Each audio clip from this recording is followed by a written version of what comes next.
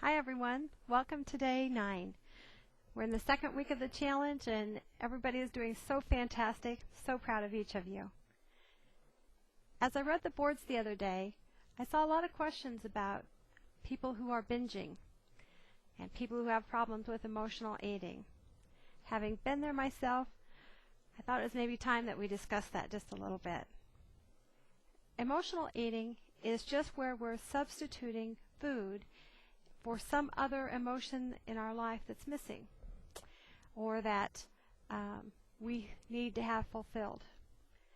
So learning how to deal with that first involves figuring out what those emotions are. And the best way I can tell you to do that, and the way that worked for me, was to get a journal, write down everything that you're eating. Whether you do calories or points or carbohydrates at this point doesn't matter when you're trying to figure out what the emotions are. But as you write down what you're eating, I simply want you to write down what the corresponding emotion is. And in a little bit of time, you'll be able to look back on that journal and you'll see, I overate here and this was the corresponding emotion, or I overate here and this was the corresponding emotion. Pretty soon you'll get a pattern as to what those emotions are, and we call those the triggers. Those are the times that when we have those emotions, it triggers an eating event.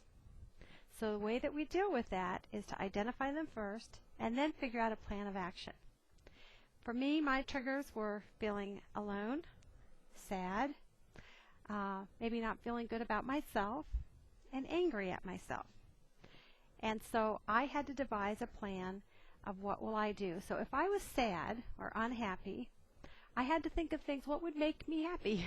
What do I enjoy doing?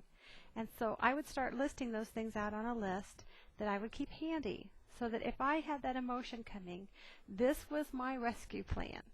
So I would call my sister, go out to her house, call a friend, go to a museum, go for a walk around the lake, get out in nature, look at the stars, enjoy the animals, anything that would fill me up from inside and make me happy rather than sad. That's how you begin to deal with this. And that doesn't mean that just because you have this little piece of paper that everything's going to go great. I wish it were that easy. But what it does do is, as you work that plan, you find out things that work for you and things that do not work. And you're constantly adjusting that plan. As you do that, you're able to move forward, and how you respond to those binge episodes and to those triggers begins to be more positive, and it works better for you. And the events get to be farther and farther apart until you gain control of them. So I hope that explains it just a little bit and gives you a little food for thought. And one of the things that I also wanted to mention is that when we do this behavior to ourselves, a lot of it has to do with our thinking and how we perceive things.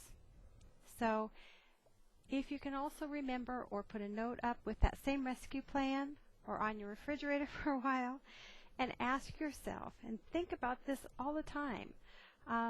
After I partake in that event, how do I feel about me? And is it worth the trade-off? Because the food lasts for a very small period of time. And we stuff ourselves and gorge ourselves, and it really doesn't solve the problem. In fact, it probably creates more of a problem, because then we feel worse about ourselves, and we're getting larger at that point, and we're disappointed in ourselves. So the best thing I can tell you is to try and weigh that and choose the best path for you.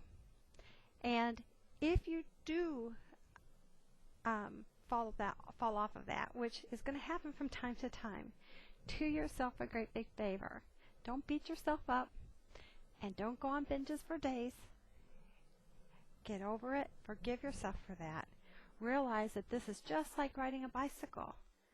You know, when you first started to do that, you got on the bicycle and you rode a little ways and you fell off and skinned your knee. And you cried a little bit, and then you got back on the bicycle and you did it again. And this time you went just a little bit further before you fell off and skinned your knee again. This is the same type of process. It's like riding a bicycle. So if you think of it in that light, try and be kind to yourselves. We're all learning, okay? But this will help you. Let me know what you think. I'd love to hear if you have any particular problems in this area, any emotions that you need help with, or any ideas that you have that you might want to share with the other people. So hang in there. I'm so looking forward to day 10, and I'll see you again tomorrow. Bye.